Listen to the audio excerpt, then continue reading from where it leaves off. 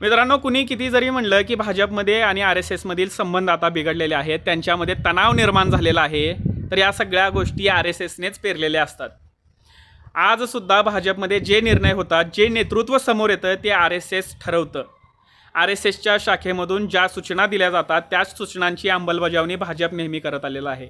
आणि आता तुम्ही म्हणाल की द ऑर्गनायझर्स जे RSSचं मुखपत्र आहे त्यामध्ये भाजपवर टीका केली जाते आहे की अति आत्मविश्वास त्यांना नडला आणि सरसंघचालक जे आहेत ते म्हणतायत की माणसानं नेतृत्वानं अहंकारी नसावं वगैरे वगैरे. ह्या सगळ्या स्ट्रॅटेजी आहेत. आता मोदी नंतर कोण हा पूर्ण देशासमोर उभा राहिलेला प्रश्न आहे. त्याचमुळे ते नवीन नेतृत्वाची निर्मिती करताना दिसत आहेत.